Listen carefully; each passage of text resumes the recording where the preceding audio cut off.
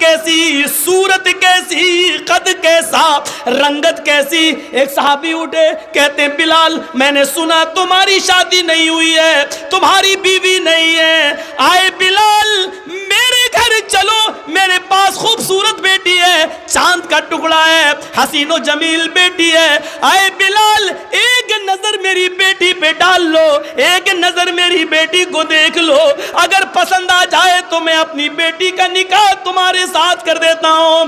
تمہاری صحبت میں تمہارے پاس رہ کر میری بیٹی بھی جنت جیسے عمل کرے گی اور وہ بھی جنت کی مستحق ہو جائے گی۔ اتنے میں دوسرے بولے نہیں، آئے بلال پہلے میرے بھائی نے کہہ دیا اس کی بیٹی دیکھ لو، اگر اس کی بیٹی پسند نہ آئے تو میرے گھر چلو، میری بیٹی دیکھ لو۔ اپنے آپ کو مسلمان کہلانے والوں، اہل حدیث کے دعوے کرنے والوں، شرم نہیں آتی موٹر سائیکلیں مانگنے والوں، جہیز لمبا چوڑا ڈیمانڈ کرنے والوں، شادیوں میں مرد اور عورتوں کو ایک ساتھ کھانا کھلانے والوں، اور لڑکیوں کو بے شرم و بیہودہ کپڑے پہنا کر شادیوں میں پہنچانے والوں، چلو بھر پانی میں ڈوب کے مر جاؤ، تمہیں جنت ملے تو کیسے ملے، ہمیں جنت کی خوشبو نصیب ہو تو کیسے ہو۔ یہ تھا بلال۔ صحابہ نے رنگ نہیں دیکھا تھا، قد نہیں دیکھا تھا، رنگت نہیں دیکھی تھی، ان کے رنگ پر نہیں گئے تھے اور اپنی چاند جیسی بیٹی دینے کے لیے تیار۔ ہم کہاں دیں گے؟ ہماری بیٹیاں تو آج کل خود ہی ڈھونڈ لیتی ہیں۔ جب رشتے کی بات آتی تب پتا چلتا ہے، گھر کی ماں بتاتی ہے شوہر کو بیٹی کے لیے کہیں بات مت چلانا، کیوں؟ بات خراب ہو جائے گی۔ کیوں؟ تمہیں پتہ نہیں لڑکی ڈھونڈ چکی ہے، اس کو نہیں کریں گے، اگر نہیں کرو گے تو بھاگ جائے گی، پورے خاندان کی ناک کٹا دے گی۔ اس دن پتہ چلتا ہے ہمیں، جب کوئی رشتہ ہم باپ اپنی مرضی سے لے کے آتا ہے کہ دیکھ لو، تب پتہ چلتا ہے کہ نہیں یہاں میری نہیں چلے گی۔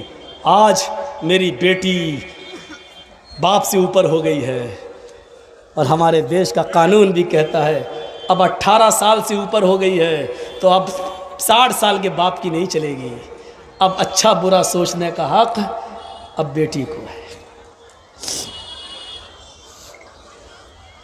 دیکھ رہے، یہ تھا مساوات، یہ تھی برابری، رنگ شکل صورت کچھ نہیں، ہمارے اندر ایمان۔ ہم سوچ رہے ہیں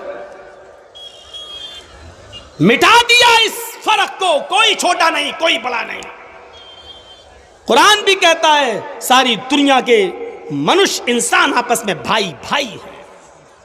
ہمیں وہ دھرم بتاؤ جو مارنے کی اجازت دیتا ہو، ہمیں وہ دھرم بتاؤ کون سا دھرم ہے، اور سن لو دھرم کی آڑ میں نفرتیں پھیلانے والوں، اگر کوئی دھرم کسی کو مارنے کی اجازت دیتا ہے تو ایسا دھرم ہم اپنے جوتے کی نوک پہ ٹھکراتے ہیں، اس کو ہم دھرم ماننے کے لیے تیار نہیں ہیں۔ جو کسی کو مارنے، کسی پر پسٹل چلانے، کسی کے گھر کو جلانے، کسی چھوٹے سے چھوٹے معصوم دودھ پیتے بچے کو بھی آگ میں جھونک دینے، اگر یہ سب دھرم کی آڑ میں ہو رہا ہے تو ایسا دھرم میرے پیروں کے جوتے کے نیچے نہیں مانتا۔ ایسا دھرم ہو ہی نہیں سکتا جو معصوموں کی جان لیتا ہو، جو بے قصور لوگوں کو گھروں میں بیٹھے ہوئے جلا دیتا ہو۔ اگر یہ دھرم کی آڑ میں ہو رہا ہے تو وہ دھرم ہی نہیں ہے۔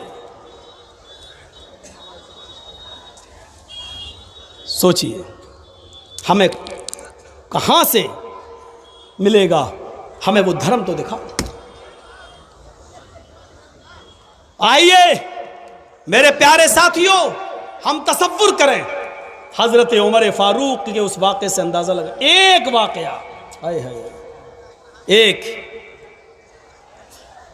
ایک اور شخص، حضرت عمر رات کے اندھیرے میں کبھی کبھی ایسا ہوتا تھا دوسرے شہر میں چلے گئے، اب وہاں کے گورنر سے کہہ دیا کسی کو پتہ نہیں چلنا چاہیے کہ میں آیا ہوں، رات میں رکے۔ اچھا تمہارے شہر کا کیا حال ہے؟ کہا بہت اچھا۔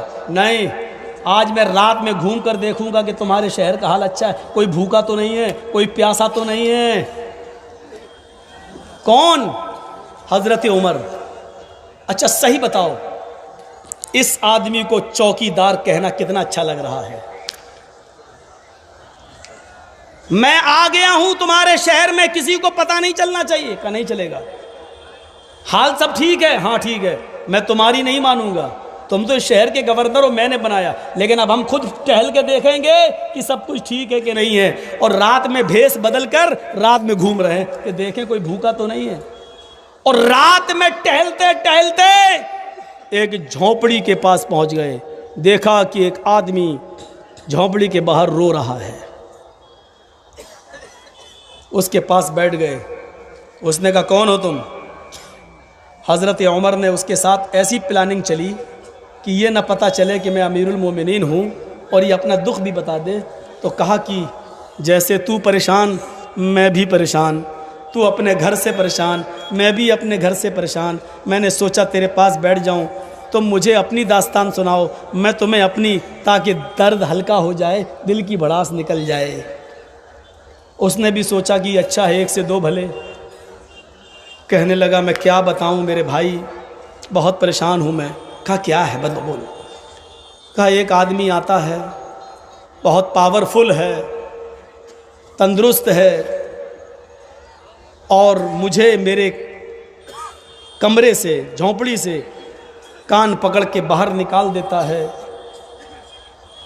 اور پھر وہ میری بیوی کے ساتھ گندا کام کرتا ہے۔ کب سے آ رہا ہے؟ پوچھو مت، 1 مہینہ 2 مہینہ ہو چکا ہے۔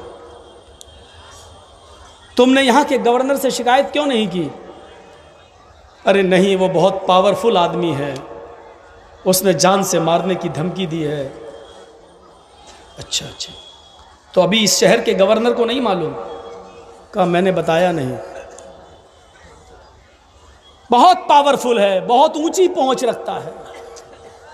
حضرت عمر نے جیسے یہ سنا کہ بہت اونچی پہنچ رکھتا ہے، ویسی ہی نظریں آسمان پہ ڈالی اور دل میں ہی کہا اے عمر، تو آرام سے کھانا کھا رہا ہے اور تیرے دور خلافت میں ایک آدمی اپنی بیوی کو لے کے پریشان ہے، اس کی عورت کی عزت و آبرو لٹ رہی ہے،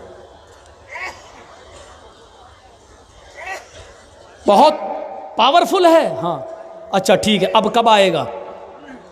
اب وہ پرسوں آئے گا، 1 دن چھوڑ کر آتا ہے۔ سنیے، بیٹھ جاؤ بھائی، ایک تو تم پیچھے والوں کو ڈسٹرب کرتے ہو یار، ایک بار سیٹ کر لو جو کرنا ہو۔ اب میں بھول گیا، یہی ہوتا ہے۔ اب وہ کب آئے گا؟ کہ 1 دن چھوڑ کر آتا ہے، اب وہ کل نہیں آئے گا، پرسوں آئے گا۔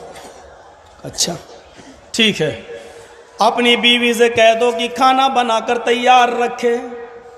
پہلی چیز، اپنی بیوی سے کہہ دو کہ کھانا بنا کر تیار رکھے۔ کھانے سے کیا تعلق؟ کہ میں جو کہہ رہا ہوں وہ سنو۔ اچھا ٹھیک ہے، کھانا بن گیا، پھر بس پرسوں جب وہ تمہارے پاس آئے اور تمہیں گھر سے باہر نکالے تو تم اپنی بیوی کو بول دو، پرسوں جب وہ آئے گا تو اس کو انکار نہیں کرے گی اور اس کو اپنی آغوش میں لے لے گی، پیار بھری باتیں کر کے اس کو کہ دل میں اپنی جگہ بنا لے گی، اور جب وہ دونوں زنا کے لیے تیار ہو جائیں تو تمہاری بیوی کو یہ بول دینا کہ اس آدمی سے یہ کہہ دینا کہ دیکھو اب تو ہم تم روز ملنے ہی لگے ہیں، تم میرے بغیر نہیں رہ سکتے، میں تمہارے بنا نہیں، لیکن یہ چراغ کی روشنی میں، اجالے میں، روشنی میں یہ کام مجھے اچھا نہیں لگتا، جو کچھ بھی تمہیں کرنا ہے تو چراغ بجھا کر کرو، میں تمہیں دل و جان سے خوش کر دوں گی۔ بس اتنا کہہ دے، اور چراغ بجھ گیا، میں باہر سے دیکھ لوں گا، چراغ بجھ گیا، اس کے بعد باقی سارا کام میرے اوپر۔ یہ کون سی نئی مصیبت کھڑی کر رہے ہیں آپ؟ کہا آپ بے فکر رہو، یہ 2 کام آپ اپنی بیوی کو یہ سمجھا دینا اور کھانا بنا کر تیار ہو۔ حضرت عمر 2 دن تک وہیں رہے، 1 دن گزر گیا، دوسرا دن آتا ہے، رات کے اندھیرے میں پھر پہنچ جاتے ہیں اور اسی جھونپڑی کے پیچھے چھپ جاتے ہیں۔ جیسی رات کا اندھیرا بہت ہوتا ہے اور اس کے آنے کا وقت ہوتا ہے، وہ رات کے اندھیرے میں آتا ہے، اس آدمی کو یعنی بیوی کے شوہر کو کان پکڑ کے باہر نکالتا ہے جیسی اس آدمی کو باہر نکالتا ہے،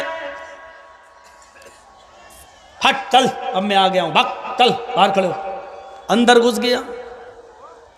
امیر المومنین پیچھے چھپے ہوئے، البدایہ والنہایہ عربی تاریخ کی کتاب کے الفاظ یہ ہیں، جس کی بیوی کے ساتھ زنا کرتا تھا جو آدمی، عمر فاروق جس کی مدد کرنے کے لیے گھر میں گئے، کان یہودین او مجوسین، وہ آدمی یا تو یہودی تھا یا مجوسی تھا، مسلمان نہیں تھا، لیکن مدد۔ یہاں تو جو جتنا بڑا بلاత్కాری اتنا بڑا لیڈر، اتنا بڑا نیتا، جیل میں رہ کر بھی مرڈر کروا دیتا ہے نا۔ میں نے کہا نا عقل مند بنو، ہر بار نام مت نکلواؤ میری زبان سے، جب تک میں نام نہیں نکالوں گا آپ کے ہاں آتا رہوں گا انشاءاللہ، اور جہاں نام نکل گیا تو سسرال جانا پڑے گا، پھر اور مصیبت، پھر جلسے بھی نہیں کر پائیں گے۔ تو احتیاط بھی بہت ضروری ہو گیا ہے۔ بھائی آپ کے پاس کیا ہے؟ بڑے آسانی سے آپ جذبات میں آگے بول دیتے ہیں کہ بس ڈر گئے۔ آپ کے پاس کیا ہے؟ ایک فرضی کیس آپ پہ لاد دیا جائے گا، لڑو مقدمہ، 15 سال کے بعد فیصلہ ہوگا کہ مولانا جرجیس پر یہ جرم ثابت نہیں ہوا، باعزت کورٹ بری کرتی ہے۔ 15 سال تو بیکار ہو گئے۔ کورٹ کیا کہے گی 15 سال کے بعد؟ سوری لیکن انصاف ملا۔ ارے انصاف تو 15 سال بعد ملا، یہ 15 سال جو ہم نے اپنی بے گناہی کے کاٹے ہیں یہ کون واپس کرے گا؟ دنیا کی کسی کورٹ کے اندر، بھارت کے کسی قانون کے اندر اس نقصان کی تلافی کا قانون نہیں ہے۔ تو اسی لیے تھوڑا سا احتیاط ضروری ہے۔ تدبیر کرنے میں کوئی بری بات نہیں ہے، تدبیر ہونی چاہیے۔ اس یہودی یا مجوسی کی مدد کرنے حضرت عمر پہنچے، رات میں چھپے، اس نے کان پکڑ کے باہر نکالا، اس کی بیوی نے اپنی محبت کے جال میں اس کو گرفت میں لے لیا، وہ بھی خوش ہو گیا۔ اس نے کہا ٹھیک ہے کوئی بات نہیں، چراغ بجھا دو۔ جیسے ہی چراغ بجھا، حضرت عمر نے کہا جلدی اندر گھسو، کہیں چراغ دیر تک بجھا رہا تو سارا کام ہی ہو جائے گا۔ ان دونوں کے کپڑے اتارنے سے پہلے ہی اندر گھسے حضرت عمر، اور جیسے ہی اندر گھسے تو وہ آدمی یہ سمجھا کہ اس عورت کا شوہر پھر گھر میں آ گیا باہر سے۔ یہی حضرت عمر کو نکلوانا تھا اس کی زبان سے، کیونکہ جب اندر گھسے تو تلوار تو ہاتھ میں، لیکن اندھیرے میں پتہ نہیں چل رہا ہے آدمی کہاں ہے عورت کہاں ہے۔ اگر اندازے سے تلوار چلاتے تو آدمی کے بجائے عورت پر بھی تلوار چل سکتی تھی، اس لیے یہ سمجھنا ضروری تھا کہ آدمی کون ہے عورت کون ہے۔ تو حضرت عمر پیر زور زور سے مارنے لگے اپنا جوتا زمین پر، وہ کہتا بھگ ہٹ، یہ آواز ہی نکلوانا تھا۔ جیسی آواز نکلی ویسے ہی اس کے اوپر حملہ کر دیا، ہاتھ بایاں ہاتھ پکڑ کے اس کے بال پکڑ لیے، اور بال پکڑ کے کھینچا تو اس آدمی کے بال بھی بڑے بڑے لمبے تھے۔ جو لمبے بال اس کے دیکھے تو حضرت عمر کو پھر شک ہوا کہیں یہ اس کی بیوی کے ہاتھ بال تو نہیں ہے۔ بال موڑ کے کہتے کون ہے بے تو؟ اس نے کہا تیری ہمت کیسے پڑی یہ ترانے کی، ابھی تو میں نے کچھ کیا ہی نہیں ہے۔ کہا اب کرتا ہوں۔ اب سمجھ گئے کہ مردی ہے، موڑی گردن ماری ایک تلوار، ایک ہی دفعے میں کٹ گئی، ایک دفعے میں۔ البدایہ والنہایہ کے الفاظ ہیں، حضرت عمر نے جب بھی اپنی زندگی میں قتل کیا کسی کی گردن اڑائی، دوبارہ تلوار چلانے کی نوبت نہیں ہے، ایک ہی بار میں گردن تن سے جدا ہو جاتی تھی۔ جیسے ہی گردن تن سے جدا ہوئی، حضرت عمر نے آواز لگائی میری بہن جلدی سے چراغ جلاؤ۔ روشنی کی گئی، چراغ جلایا گیا۔ حضرت عمر نے بار بار اس کھوپڑی کو دیکھا، پھر مسکرائے، روشنی میں اس کو پہچان لیا، پھر مسکرائے اور آسمان پہ نظر ڈالی اور کہا الحمدللہ رب العالمین۔ میری بہن کھانا بنایا کہ نہیں؟ ہاں بنا ہے، جلدی لگاؤ۔ لاش کے پاس وہیں قریب میں بیٹھ کر کھانا کھایا اور پیٹ بھر کے کھایا، اور کہا آج میں نے بہت زیادہ کھانا کھایا ہے، شکم سیر ہو کر میں نے کھانا کھایا۔ وہ دونوں بیوی میاں بیوی دونوں دیکھ رہے ہیں، لاش کے پاس بیٹھ کے کھانے کی ہمت نہیں پڑتی، عمر وہیں بیٹھ کے کھا رہے ہیں۔ اب حضرت عمر جب جانے لگے تو اس یہودی نے پیچھے سے ان کو پکڑا، کھینچا اور کہا اے بھیا یہ کیا مصیبت تم یہاں ڈال دیے؟ کہا کیا ہوا؟ تم نے اس کو قتل کر دیا اور تم چل دیے؟ کہا کیوں؟ کہا اس شہر کے گورنر کو اور گورنر کے ذریعے اگر عمر کو پتہ چل گیا، امیر المومنین کو، تو لاش میرے گھر سے برآمد ہوگی تو مجھے قتل کے جرم میں قتل کیا جائے گا، یہ تو ایک اور مصیبت میں تم نے پھانس دیا۔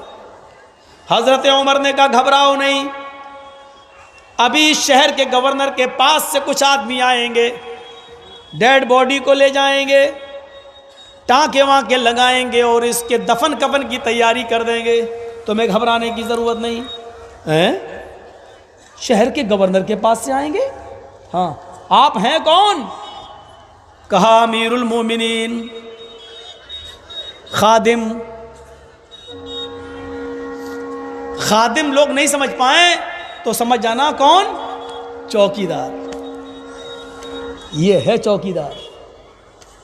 مولانا جرجیس اپنے آپ کو چوکیدار کہہ دیں، یہ بہت آسان ہے، کہہ ہی تو رہے ہیں، لیکن بن کے دکھانا بڑا مشکل ہے، بن کے دکھانا۔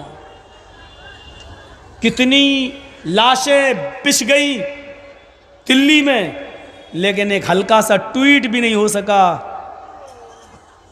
3 دن کے بعد کہا جاتا ہے شانتی ویوستھا بنائے رکھو۔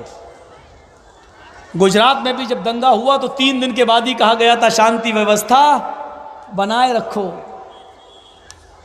یہ کہنا پڑتا ہے، جس کرسی پر ہم بیٹھے ہیں اس کی ذمہ داری بنتی ہے، جو ہونا تھا وہ 3 دن میں ہو گیا، اس کے بعد ہم اپیل کر رہے ہیں۔ یہی تو راجنیتی ہے، یہی تو سیاست ہے، اور جو اس میں ماہر ہو گیا وہی تو پی ایچ ڈی کی ڈگری لے لیا، وہی تو ڈاکٹر کہلاتا ہے، وہی تو ماہر سیاست کہلاتا ہے۔ اس فن سے آپ جتنا واقف ہیں ہم نہیں ہیں، آپ تجربے کار ہیں، یہ فارمولے آپ کئی مرتبہ کئی جگہ آزما چکے ہیں، آپ ایکسپرٹ ہیں اس کھیل کے۔ میرے بھائیوں کا عمر ہے آپ؟ ہاں۔ کہا امیر المومنین خوشی ہوئی، مجھ جیسے یہودی یا مجوسی آدمی کی آپ نے فکر کی، لیکن مجھے 2-3 سوال کے جواب جب تک نہیں مل جائیں گے میں آپ کو جانے نہیں دوں گا۔ اتنی ہمت ہے کسی کی؟ آج مولانا جرجیس اتنا کہہ کے دیکھ لیں، ایک یہودی عمر سے کہہ رہا 2-3 سوال کے جواب دیجئے پھر جانے دوں گا، اور حضرت عمر وہیں بیٹھ گئے، بولو کیا سوال ہے تمہارے؟ سننے کے لیے دل بھی ہونا چاہیے۔ غیر مسلم کی بات جو ہماری زیر نگرانی میں ہے اس کی بات کو سننے کا بھی ہمیں حق ہونا چاہیے، اس کو بھی کہنے کی آزادی ہونی چاہیے۔ بولو کیا بات؟ اس نے کہا امیر المومنین لاش دیکھ کر انا للہ و انا الیہ راجعون پڑھا جاتا ہے، لیکن آپ نے کٹی ہوئی گردن دیکھی تو الحمدللہ رب العالمین پڑھا، ایسا کیوں؟ دوسرا سوال، آپ نے چراغ بجھانے کے لیے کیوں کہا تھا؟ اندھیرے میں تو تلوار چلاتے وقت خطا بھی ہو سکتی تھی، اس آدمی کی جگہ میری بیوی بھی قتل ہو سکتی تھی، روشنی ہوتی تو آپ زانی کو آسانی سے پہچان سکتے تھے اور قتل کر سکتے تھے، لیکن چراغ بجھانے کو کیوں کہا تھا؟ اور تیسرا سوال، کھانے سے کیا تعلق تھا؟ آپ نے کہا کہ کھانا بنا کر رکھنا۔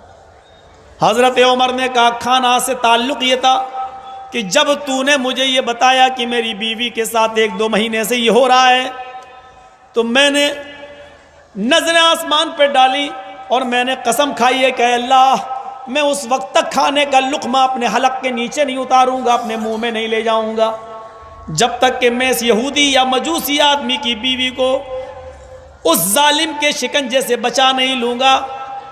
یہ عمر کتنا بڑا ظالم ہے، اس کے دور خلافت میں اس ایک یہودی کی بیوی کی عزت لوٹی جا رہی ہے اور وہ آرام سے کھانا کھائے۔ دیکھ رہے ہیں دلی جل رہی ہے، آگ لگی ہوئی ہے، گھر مکان جلائے جا رہے ہیں، عبادت گاہیں جلائی جا رہی ہیں، بجائے اس کے اس دیش کے ذمہ دار کو کھانا پانی چھوڑ دینا چاہیے کہ ہمارے دیش کے بیٹے، ہمارے دیش کے ناگرک مارے جا رہے ہیں، لیکن وہ ٹرمپ کے ساتھ بیٹھ کر طرح طرح کی غذائیں کھا رہے ہیں، طرح طرح کے آئٹم کھانے میں لگے ہوئے ہیں۔ یہ دو چوکیدار کا نمونہ میں نے آپ کے سامنے رکھا ہے، ایمانداری کے ساتھ بتائیے ایک چوکیدار کی اس پریبھاشا میں، چوکیدار کی تعریف میں کون پورا اتر رہا ہے؟ کسی سے کوئی شکایت نہیں، لیکن سوچنے کا موقع سب کو ہے، کہنے کی آزادی سب کو ہے۔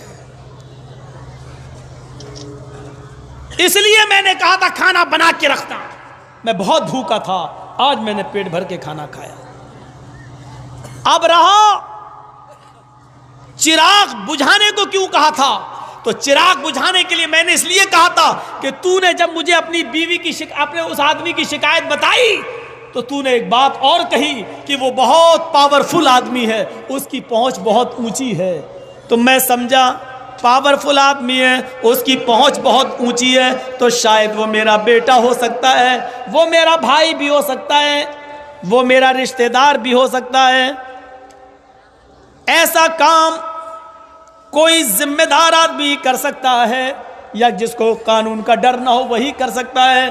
اس لیے میں چراغ بجھانے کے لیے کہا تھا، کیونکہ اگر چراغ جل رہا ہوتا اور میں گھر میں گھس جاتا اور میری نظر زنا کرنے والے آدمی پر پڑتی، ہو سکتا تھا وہ میرا بھائی ہوتا، میرا بیٹا ہوتا یا میرا رشتہ دار ہوتا، اور میری نظر اپنے رشتہ دار پر یا بیٹے بھائی پر پڑتی تو میری تلوار کی مار ہلکی ہو جاتی یا پڑتی نہیں، بلکہ اس کو دیکھ کر غصہ ٹھنڈا ہو جاتا اور میں تمہیں بلاتا، اس کو بھی بٹھاتا اور مال روپیہ پیسہ درہم و دینار لے دے کر معاملے کو رفع دفع کرنے کی کوشش کرتا۔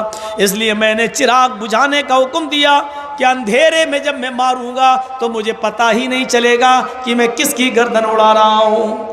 وہ میرا بیٹا بھی ہو سکتا تھا، میرا بھائی بھی ہو سکتا تھا، مجھے نہیں معلوم۔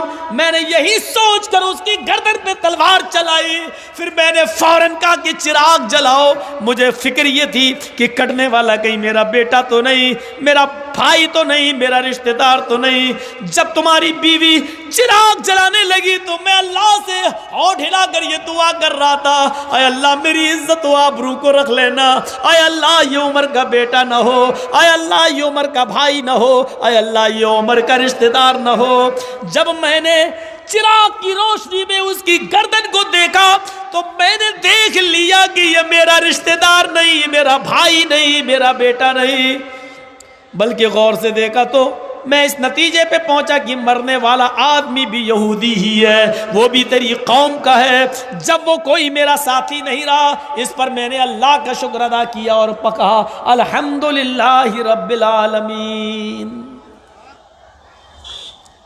غیر مسلم کی ایک عورت زنا کی شکار ہو رہی ہے، اس کے لیے عمر فاروق 2 دن رک گئے، بلکہ کھانا چھوڑ دیے، بلکہ اس کی حفاظت کے لیے اور زانی اور بلاتکاری اور ریپسٹ کی گردن کو اڑانے کے لیے اس کے گھر کے پیچھے، جھونپڑی کے پیچھے چھپ گئے اور قتل کا کام خود حضرت عمر فاروق نے انجام دیا۔ میرے بھائیوں، یہ تھی اسلامی معاشرے میں، اسلامی ملکوں میں غیر مسلموں کی عزت و آبرو کی حفاظت، یہ تھی ان کے ساتھ عدل و انصاف اور ان کی زندگی کی حفاظت اور ان کے مال و دولت اور عزت و آبرو کی حفاظت۔ کیسا لگ رہا ہے منظر؟ ہمیں اور آپ کو سوچنا چاہیے، ہمارے ملک میں بھی ایسا کوئی نہیں چاہتا لوگ اکتا چکے ہیں، ہندو مسلم، چناؤ آئیں فلاں علاقے میں اگر ہم ہار گئے تو سمجھ لینا انڈیا ہار گیا، ہم جیت گئے تو سمجھ لینا پاکستان ہار گیا، ان چیزوں پہ ووٹ مانگے جا رہے ہیں۔ لیکن اللہ کا شکر ہے کہ اب پورے بھارت کے لوگ سمجھ چکے ہیں کہ ہمیں انڈیا پاکستان نہیں چاہیے، ہمیں یہ سب نہیں چاہیے، ہمیں وکاس چاہیے، نوکریاں چاہیے، ہندو مسلم بھائی چارہ چاہیے، اور ہونا بھی چاہیے۔ ہمارا مذہب تو یہ کہتا ہے، آپ جانتے ہیں ایمان کی کتنی شاخیں ہیں؟ کئی 70 سے زیادہ۔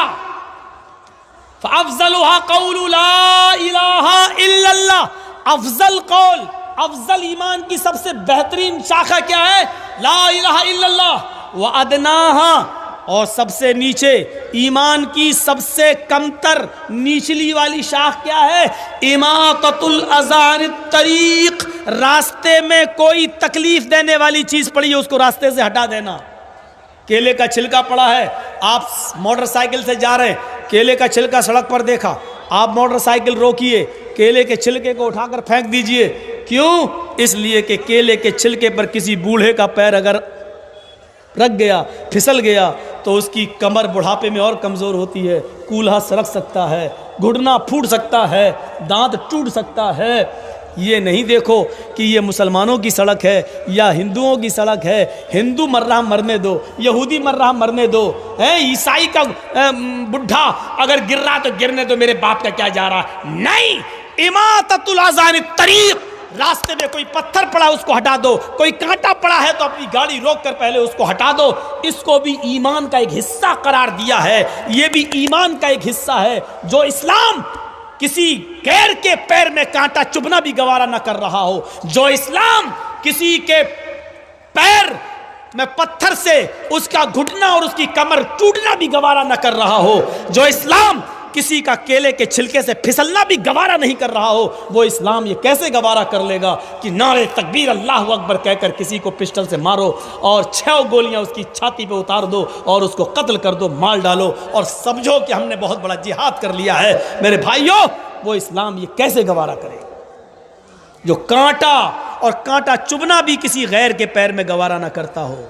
یہ ہے اسلام، یہ ہے اسلام کی شیتل چھایا۔ یہ